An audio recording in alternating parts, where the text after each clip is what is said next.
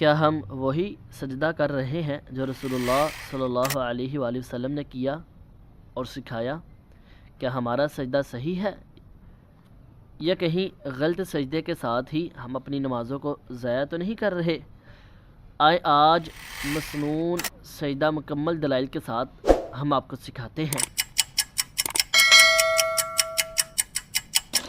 السلام علیکم ورحمۃ اللہ وبرکاتہ۔ جیسا کہ ہم نے پچھلا لیکچر جو اپلوڈ کیا تھا رفع الیدین کے متعلق، اس کی ہم نے حتی الامکان کوشش کی ہے کہ جو بھی اس ویڈیو کو ایک بار سن لے اور نیوٹن ہو کر غور و فکر کر کر اس کو پرکھے تو انشاءاللہ الرحمن دلائل کے ساتھ اگر وہ دیکھے تو وہ رفع الیدین کے ساتھ اپنی نماز کو بہتر اور درست بنا سکتا ہے اور صحیح بنا سکتا ہے۔ رفع الیدین کا طریقہ جو ہے وہ ہم سے تھوڑا سا مس ہوا تھا کہ کرنا کس طرح ہے۔ آپ اپنے دونوں ہاتھوں کو کندھوں تک بلند بھی کر سکتے ہیں اور دونوں ہاتھوں کو کانوں کی لو تک بھی بلند کر سکتے ہیں۔ کانوں کے اندر انگوٹھے نہیں ڈالنے یا کانوں کو ہاتھ ٹچ نہیں کرنے، صرف کانوں کی لو تک ہاتھ بلند کر سکتے ہیں اور اپنے کندھے تک بھی ہاتھ بلند کر سکتے ہیں۔ یہ دونوں طریقے نبی مکرم صلی اللہ علیہ وسلم سے ثابت ہے۔ باقی کانوں میں انگوٹھے ڈالنے والا، کانوں کو ہاتھ لگانے والا، کانوں کو پکڑنے والا طریقہ یہ اللہ کے نبی سے ثابت نہیں ہے۔ آج ہم سیکھیں گے سجدے کے متعلق۔ چلتے ہیں۔ اچھا، نبی مکرم صلی اللہ علیہ وسلم نے سجدے میں جانے کا طریقہ بتایا جب بندہ قومی کی حالت میں ہوتا ہے، جیسے رکوع سے اٹھا، سمیع اللہ لمن حمیدہ کہا، ٹھیک ہے، اور دعائیں پڑھی۔ جب اب بندے نے رکوع میں سجدے میں جانا ہے تو اللہ اکبر کہے گا، اللہ اکبر کہتے ہوئے سجدے میں چلے جائے گا۔ بخاری شریف کی حدیث ہے۔ اور سجدے میں جانا کس طرح ہے؟ کچھ لوگ ہوتے ہیں کہ پہلے اپنے گھٹنے پہلے لگاتے ہیں، بعد میں ہاتھ لگاتے ہیں، تو کیا یہ طریقہ درست ہے؟ آج ہم دیکھتے ہیں۔ نبی کریم صلی اللہ علیہ وسلم نے فرمایا، ابو داؤد شریف کی صحیح حدیث ہے کہ اونٹ کی طرح گھٹنے نہ ٹیکو، بلکہ پہلے ہاتھ رکھو پھر گھٹنے۔ اب بندہ دیکھے کہ جو اونٹ ہے اس کے جو گھٹنے ہوتے ہیں وہ اگلی ٹانگوں میں ہوتے ہیں۔ کبھی آپ غور کیجئے گا اونٹ کی طرف، اس کے جو گھٹنے ہیں، جیسے ہمارے گھٹنے کے اوپر گھٹنا بنا ہوتا ہے اور جو ایلبو ہے وہ کوہنی وہ بنی ہوتی نظر آتی ہے۔ واضح ہے انسان کو ایلبو اور گھٹنے میں فرق کرنا آتا ہے۔ جو بندہ گھٹنے کی طرف دیکھے، اونٹ کا گھٹنا اگلی اس کی جو ہیں ٹانگیں ہوتی ہیں اگلی طرف ہوتا ہے، اور جو اونٹ کی کوہنی ہیں، ایلبو ہے، وہ اس کی پچھلی طرف ہوتی ہیں۔ بندہ تدبر کرے، سوچے تو اس کو پتہ چل جاتا ہے۔ تو نبی کریم صلی اللہ علیہ وسلم نے بھی منع فرمایا کہ اونٹ کی طرح گھٹنے نہ ٹیکو۔ تو اونٹ جب بیٹھتا ہے تو وہ پہلے اپنے گھٹنے لگاتا ہے، بعد میں اپنی ایلبویں لگاتا ہے۔ تو اس طرح سجدہ نہیں کرنا، پہلے اپنے ہاتھ زمین پر رکھنے ہیں، جب سجدے کی طرف جا رہے ہوں پہلے ہاتھ زمین پر رکھنے ہیں، بعد میں گھٹنے رکھنے ہیں، اور یہی طریقہ درست ہے اور یہی سنت سے ثابت ہے۔ اللہ کے نبی نے اس طرح ہی سجدہ کیا ہے اور اسی طرح ہمیں سجدہ سکھایا ہے۔ اچھا، سجدہ کس طرح کیا جائے گا؟ تو نبی کریم صلی اللہ علیہ وسلم نے صحیح بخاری اور صحیح مسلم شریف کی صحیح حدیث ہے کہ مجھے 7 ہڈیوں پر سجدہ کرنے کا حکم دیا گیا۔ 7 ہڈیاں کون سی ہے؟ پیشانی اور ناک، دونوں ہاتھ، دونوں گھٹنے اور دونوں پاؤں کی انگلیاں۔ یہ جو انگلیاں ہیں اس کو بھی فولڈ کیا جائے گا اور قبلے کی طرف اس کو کیا جائے گا۔ دونوں پیشانی اور ناک بھی زمین پر لگنا چاہیے۔ ناک بھی، کچھ لوگ ناک نہیں لگاتے، صرف پیشانی لگاتے ہیں، اور کچھ ناک لگاتے ہیں پیشانی نہیں لگاتے۔ اس طرح نہیں، دونوں چیزیں لگنی چاہیے۔ ہاتھ بھی دونوں لگنے چاہیے، گھٹنے بھی دونوں لگنے چاہیے، اور دونوں پاؤں کی انگلیاں بھی لگنی چاہیے۔ یہ طریقہ درست ہے۔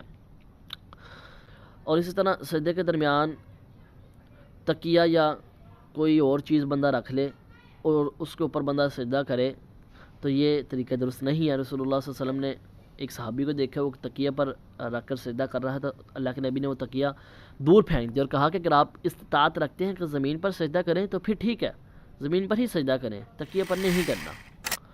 اسی طرح ہاتھ جو ہے، آپ کچھ لوگ ہوتے ہیں کہ وہ ہاتھ بچھا لیتے ہیں، کچھ لوگ ہوتے ہیں وہ ہاتھ زیادہ ہی اٹھا لیتے ہیں، دوسروں کو تنگ کرتے ہیں۔ اس طرح نہیں کرنا، اعتدال کرنا ہے، ہاتھوں کو کندھوں کے برابر رکھنا ہے۔ جو فنگرز ہیں آپ کی، جہاں سے یہ فنگرز سٹارٹ ہو رہی ہیں، ٹھیک ہے، ناخن، وہ آپ کے کندھوں کے برابر آ رہے ہوں تو پھر یہ سجدہ آپ کو درست ہوگا۔ اور ہاتھوں کو اٹھا کر رکھنا ہے، کتے کی طرح بچھانے نہیں ہیں جیسے کتا بچھا کر بیٹھتا ہے۔ ہم نے مرد اور عورت کی نماز میں جو فرق بتایا تھا وہ بھی ہم نے آپ کو بتایا تھا پہلے لیکچر میں۔ اسی طرح جو ہاتھوں کی انگلی ہیں وہ فولڈ نہ ہوئی ہوں، سیدھا قبلے کے رخ کی طرف ہوں، قبلے کی طرف ہوں، اور بازو زمین پر نہیں بچھانے، بازو آپ نے جو ہے وہ اٹھا کر رکھنے ہیں، اور جو آپ کا پیٹ ہے وہ آپ کی ڈانوں کے ساتھ، ان کی پٹوں کے ساتھ نہ ٹچ ہو رہا ہو، ان میں وایا ہونا چاہیے۔ تو پاؤں بھی اسی طرح جو ہے اپنے فنگرز قبلے کی طرف ہونی چاہیے، کھڑے رکھنے چاہیے، بچھانے نہیں چاہیے۔ سیدنا عائشہ رضی اللہ تعالیٰ عنہ فرماتی ہے آپ سجدے میں تھے، پاؤں کھڑے تھے، ایڑیاں جو ہے وہ اوپر کی طرف تھی اور انگلیاں قبلے کی رخ تھی۔ صحیح مسلم شریف کی بھی حدیث ہے۔ تو یہ سجدے کا مسنون طریقہ تھا جو ہم نے آپ کو بتا دیا۔ اور سجدے میں یہ نہیں کرنا چاہیے کہ جناب جلدی سے ٹھونگے مارنے والا حساب نہیں، آرام سے صبر سے تحمل کے ساتھ سجدہ کرنا چاہیے۔ سجدے کو خشوع و خضوع میں کرنا چاہیے، جیسے نبی مکرم صلی اللہ علیہ وسلم نے فرمایا کہ بندہ سجدے کے وقت اپنے رب کے سب سے زیادہ قریب ہوتا ہے، تو لہذا سجدہ اس طرح کرنا چاہیے کہ بندہ اپنے رب کے سب سے زیادہ قریب ہے، اور مزے کے ساتھ سجدہ کرنا چاہیے تاکہ مزہ بھی آئے۔ اور ہم پھر آپ کو ایک بار بتا دیتے ہیں کہ خواتین بھی اس طرح ہی سجدہ کریں گی جیسے مرد حضرات کرتے ہیں۔ خواتین اور مرد کی نماز میں کوئی فرق نہیں ہے۔ آپ ہماری جو ویڈیو ہے مرد اور عورت کی نماز میں فرق، وہ آپ دیکھ سکتے ہیں، ہمارے چینل پر دستیاب ہے۔ سجدے کی حالت تو ہم نے بتا دی، نوعیت بھی بتا دی، کس طرح کرنا ہے یہ بھی بتا دیا۔ اب آتی ہیں سجدے کی دعائیں، تو وہ ہم اپنی اسکرین پر شو کریں گے۔ بہت سی دعائیں نبی مکرم صلی اللہ علیہ وسلم سے ثابت ہے، چند مشہور اور معروف اور آسانی والی ہم آپ کو بتا دیتے ہیں۔ جیسے صحیح مسلم کی حدیث ہے سبحان ربی الاعلیٰ پڑھتے، اور اسی طرح سے بخاری میں آتا ہے سبحانک اللہم ربنا و بحمدک اللہم اغفر لی پڑھتے، اسی طرح سے مسلم میں بھی آتا ہے اللہم اغفر لی ذنبی کلہ، یہ والی جو مکمل مفصل دعا ہے یہ پڑھتے۔ تو اسی طرح سبوح قدوس رب الملائکۃ والروح، اور بھی بہت سی دعائیں جو نبی کریم صلی اللہ علیہ وسلم سے ثابت ہے، انشاءاللہ ہم اپنی اسکرین پر شو کریں گے، آپ یاد بھی کر سکتے ہیں اور ان کو پڑھا کریں۔ اسی طرح نبی کریم صلی اللہ علیہ وسلم جیسے ہم نے آپ کو پہلے بتایا تھا کہ سجدے کے اندر اور رکوع کے اندر قرآن پاک کی تلاوت کرنے سے نبی کریم صلی اللہ علیہ وسلم نے منع فرمایا۔ اچھا، تو یہ اب سجدے کی دعائیں بھی ہوگی، سجدے کا طریقہ بھی ہوگا۔ اب آتا ہے کہ دو سجدوں کے درمیان بیٹھنا، تو جب اللہ کے نبی اللہ اکبر کہتے، ٹھیک ہے، تو اتنی دیر ٹھہرتے کہ لوگ سمجھتے شاید بھول گئے ہیں، سجدے سے اٹھے اللہ اکبر کہہ کے، اور اطمینان، فل اطمینان کہ ہڈیاں اپنی اپنی جگہوں پر آ جائیں، جوڑ اپنی اپنی جگہوں پر آ جائیں، دو سجدوں کے درمیان اللہ کے نبی بیٹھے ہیں، ٹھیک ہے۔ اور صحیح مسلم کی حدیث ہے کہ اتنا ٹھہرتے کہ لوگ سمجھتے کہ شاید اللہ کے نبی دوسرا سجدہ کرنا ہی بھول گئے ہیں، اور اس سجدے کے اندر اللہ کے نبی دعا کرتے رب اغفر لی اور رب اغفر لی اور رب اغفر لی، اے اللہ مجھے بخش دے، یا میرے رب مجھے بخش دے، یا میرے مالک مجھے بخش دے۔ صحیح مسلم شریف کی حدیث ہے کہ اللہ کے نبی اتنا ٹھہرتے کہ شاید لوگ سمجھتے کہ صحابہ سمجھتے کہ اللہ کے نبی بھول گئے ہیں۔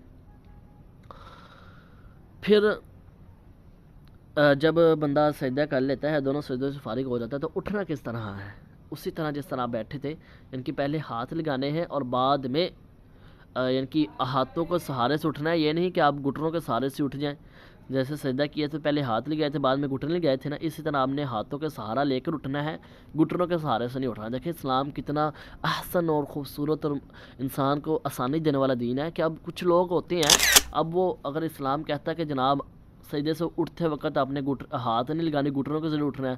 کچھ لوگوں کو گھٹنے کی بیماری ہوتی ہے، گھٹنوں میں اتنی پاور ہی نہیں ہوتی، ضعیف ہو چکے ہوتے ہیں، تو ان سے وہ کیسے اٹھتے گھٹنوں سے وزن دے کر؟ یہ تو وہ اٹھک بیٹھک لگانے والا حساب ہو گیا نا۔ تو چلو ینگ تو کر لیتا، بٹ جو تھوڑا سا ایج لیس ہے وہ کیسے کرتا؟ تو اسلام نے اعتدال رکھا، محبت اور میانہ روی کے اسلام نے حکم دیا کہ بھائی ہاتھ لگا کر آپ اٹھیں تاکہ آپ کو آسانی ہو، تنگی نہ ہو۔